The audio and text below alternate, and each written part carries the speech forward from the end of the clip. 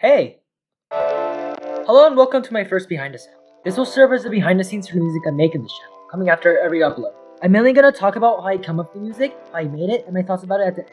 Hopefully you can gain some insight into my ways of making music if you're getting to composing yourself, or just enjoying my weird brain even if you aren't. There's some handy timestamps if you want to skip around. And with that out of the way, let's get on to it. A Traveler's Tale was, an accident. Let me explain. It was in early May when I noticed that, wow, I just hit 100 subscribers. I better do something special to celebrate. So, I messaged my buddy Scoprio. Oh, by the way, if you don't know Scoprio, he's my friend and I've done most of my compositions with. Check him out in the description of the video. Anyway, I was like, yo dude, what should I do? Compose a 100 sub special or something. Oh, alright, I'll just redo one of my own songs. Easy. No, it's not. The song I wanted to redo was The Last Stand. It's right here if you want to watch the last update, which was a long time ago. So, I was sitting there for like 2-3 hours, trying to come up with something. But I just couldn't. So I jotted down a random melody and went to bed. The next day, I woke up, listened to the random thing, and you know what? It was pretty good. Okay, yeah, it's kinda anticlimactic, but that's how a Traveler's Tale started. Long story short, I switched over from redoing The Last Stand to making a Traveler's Tale for my 100 sub special. And now is a non-active part of the suite. I've always been a huge fan of the fantasy genre. Game of Thrones soundtracks, Lord of the Rings OSTs, hardcore, war chants, etc. However, a specific genre of fantasy music kept catching my ear. This. Tavern music. As long as I've been listening to fantasy music was always one of my favorite genres. It just has that kind of raw feeling. Me and the boys are hanging out and drinking after a long day, while listening to the bard do his ding. Oh, do we pay you to talk or to play? So yeah, I wanted to make a tavern song, but with a twist. I can't exactly ignore the epic part of fantasy music either. With all the hypeness just oozing out of it. Like, have you listened to it? It's so hyped it makes me want to start commentations in a So, I decided to make the best of both worlds and make a half tavern, half epic song. I first tried this out with Scoprio and Way of Legends, but it didn't go exactly how I wanted, but it was the first time doing a fantasy genre. And so, as my second try, A Traveler's Tale was born. A Traveler's Tale is going to start off with you, in the tavern, listening to the Traveler, tell his tale. Then, as the booze kicks in, you start to vividly imagine the tale he's telling, like you can actually see the story. So awesome! Yeah, you should probably cut that in. This is where it gets technical. The process of making music can be broken down into 3 parts: composing, revision, and mixing. Composing the song and MuseScore took me a little over 2 weeks, from start to finish. Since this was meant to be a tavern music, transitioning into epic music, I started off with a harp solo. It was bland. So, I played around with some backing percussion and eventually got something nice. Then it was time for epic. I made a variation of the previous melody, and then after that, a couple of drones. Then I transitioned onto the next section. Basic melody done. Time to epic. Composer tip number 1. Copy paste is your best friend. After the first section, I was stuck. Where did I go from here? So I asked around, got a couple of ideas, and slapped something together.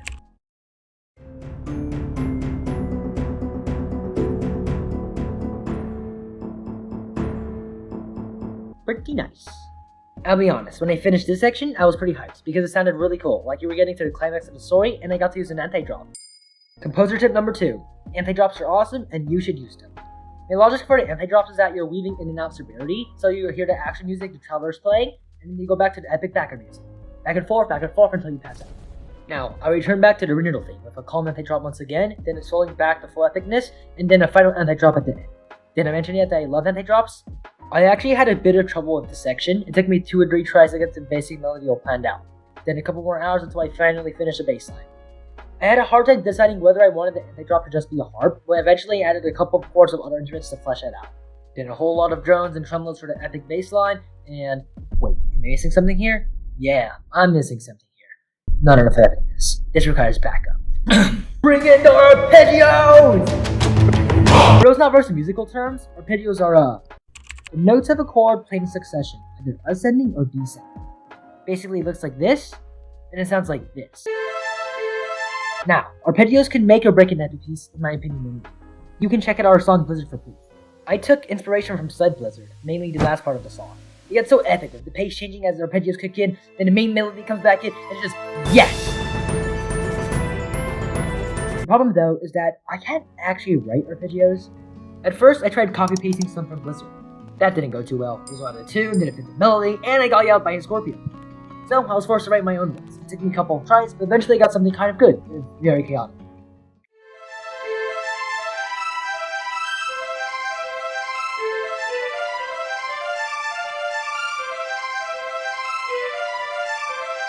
Trust me, it'll work with the full thing. Probably. So yeah, I was finished with composing. Now for the hard part. Revision. Or as I like to call it, getting my ego broken. Revision is basically that stage when I'm in my hangover after my composer high, look at my music and go, what the heck was I doing? Except since I love myself so much, I got people to do it with me. Yay! I like to introduce an important part of the stage, the music helpers. They're the people that I show my music to, and they give me feedback on my music. They even have their own special role in everything. I really didn't want to look back after everything was done, and I realized that I messed it big time, so I needed a second opinion. Scratch that, I need a lot of opinions. I sent out an announcement on my server for music helpers, and people started signing up. Awesome! Time to get roasted. Oh right, before I forget, I now have a Discord server. The invite link will be in the comments of the video and on my channel page, so join if you want to have regular updates and a nice community. Where was I? Right, getting roasted. The good thing about revising is that I can look back after doing all the composing stuff, see where I messed up, and add some little things and some big things in to make it all better. The bad thing about revising is that I need to find where I messed up, which means hundreds of re-listens, going over the score for hours, which I'm way too lazy to do, which is where the music helpers come in. They do the listening for me and suggest things I can add and where things don't fit. Before the music helpers, I used to have my friends listen to my music, and sometimes the feedback got so harsh that I wasn't even feedback anymore. Like, damn, you guys have no chill. So, I sent out a clip almost every day for the music helpers to review, and I kept improving the score over the next few weeks. Some notable changes include better chords for the beginning of the third part, suggested by Taroxy. Much needed fix of the beginning drum line, thanks to Katara. It was literally just a few tremolos when I first made it, and then I moved on. Changed it to a much better rhythm, which went really well. Some tweaking of the second part's melody, thanks to Lizai. Gave it a lot more life and also led to me replacing the JK complement with a much better one. A full revamp of the second part's dynamics, because it was mistaken for a really long build-up. Thanks for that one, Mrs. Barr. And thanks to my idiot brain for adding choir. For some reason, I totally forgot about it during composing. What kind of fantasy music doesn't have choir? And a lot of other minor changes to pretty much everything. So yeah, that's 3 weeks of revision summed up. On to mixing. I wonder how many times I've pinged him with a clip to review during revising. Oh. At this point in the process, usually I just force Scoprio or one of my other composer friends to mix it for me. But this time they all went, nope, Mal, do it yourself. So yeah, I did it myself. Part of the reason I pawned this part of the process off is because I am a total noob at dolls. Prior to this, I had no experience at all with anything other than MuseScore, so I had to learn on the fly. Also, the doll I used, FL Studio Trial, didn't even allow me to save. So every time I crashed my computer, or I closed by accident, or 100 other things messed it up, I lost a lot of work. As in sometimes hours or even days worth of progress. I figured out how to somewhat circumvent this by jotting down everything that I did as I went along, so when the inevitable crash came along, I didn't have to spend another 4 hours doing trial and error. The main trouble with mixing is that everything you perfected in scoring, because I was basically copy-pasting the notes into new instruments, I had to redo most of the dynamics from scratch. It took me 3 crashes, 2 weeks, and a lot of trial and error to perfect them. And even then, there were parts that just had to be entirely cut out. For example, the drums in the MuseScore version of ATT aren't supposed to be too noticeable, just accenting the piece throughout. However, this is how they sounded in FL.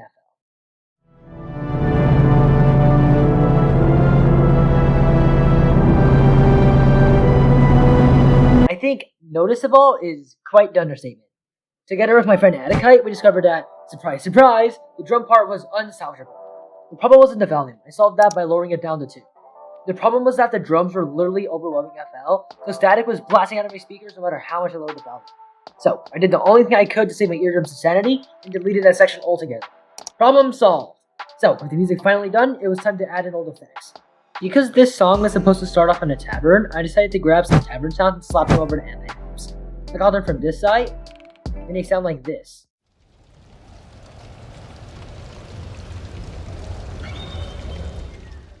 Adikite suggested that I match the reverb of the music to the tavern sounds, and after a bit of fiddling with FL, it sounded really cool. And with that, everything was done. Woo! Remember when I said, I really didn't want to look back after everything was done, and I realized that I messed up big time? Well, now I'm going to look back after everything's done, and realize I messed up big time. Or in other words, now it's time to say, what the heck was I doing? Let's get started. It took about 2 months to finish the trial roast tape. However, the majority of the time was spent on revision, 3 whole weeks in fact. That, I feel, could have been shortened. A lot of the changes I implemented were rough in the first 2 weeks, and then I spent the last week re-listening over and over. The only change that came out of that week was me adding choir, but that could have been avoided altogether during composing. Another thing was how long it took me to fix the drum line, which I only got around to when Katara suggested it. That also should have been done during composing. I guess I'm trying to say that I was too lazy during composing to fix all the little things that pop up during revision, and that cost me some time. And yeah, I know that revision is supposed to be where I fix those things. With all the other stuff I did, it would have been better for me to do those in composing. Another thing that irked me during the process was how long it took for me to start mixing. As I mentioned earlier, as I didn't use anything but MuseScore before this piece, I was going in blind with FL, which cost me a few days trying to figure out which buttons to press and what switches to flick. Looking back, I definitely should have figured out FL beforehand in preparation, instead of flailing around in trial and error. The silver lining in this, though, is that this piece has let me figure out FL, so I won't have to waste time on the next piece. Now for the piece itself. It was a really good thing that I put the tavern sounds in, because the intro part fits right in. The clock even sounds like a wind chime. It really hides the emptiness in the beginning and fills it in with ambient noise. My only gripe is how abrupt the fading and tavern sounds are, but that couldn't be helped. The second movement is still my favorite, and intensity really gets me going. However, it seems that my efforts to redo the dynamics for the first half were for nothing, since they were still overshadowed by the bass line. I'm also not satisfied with how quiet the arpeggios are in the mixed version, but if it were any louder, static would show up, so that's a trade-off. And the ending harp was just perfect. I'm also proud of how the tavern noise ends it off. It sounds like you're waking back up. Props to Attica for that suggestion as well. I still don't like how much reverb there is, especially for the harp, but I guess that's just how a BBC SO is. And on that note, we come to the close of A Traveler's Tale Behind the Sound. Huh, gotcha! It wouldn't be a proper Behind the Sound if I didn't credit the amazing people and things to help me make it. Scoprio for being an absolute bro, giving me the idea of what to do and helping me figure out FL. My music helpers, Lizion, Taroxic, Trinity, Attica, and Katara, for helping me figure out what was crappy and how to fix it. This piece wouldn't be the same without you guys. Please don't murder me. Winter for agreeing to draw for the video and doing such an awesome job of it. Without her, it'd be a lot worse. MuseScore and FL for existing so I can compose and mix. BBC Orchestra Symphony for providing their free sounds. Tabletop Sounds for providing the tavern sounds. Canva for being such a great app. British Behind the Sound. Cloudless Sky, who drew everything you watch, all for the cheap price of 10 cents. Say hi, Cloud. Attica, who was the one that suggested breaking the viewer's ears with those earache drops. Audacity, which I'm using to record myself right now. The Vinci Resolve for being so noob-friendly that even I'm good at editing. Evoke Music, where I got all the cool music I'm listening to right now. And finally, most importantly, thank you, the viewer, for making this video possible in the first place. It might have been a long time ago, but A Traveler's Tale was supposed to celebrate 100 subs. So thank you so much for watching and subscribing. You better be subscribed or I'm coming for you. I'm coming for you!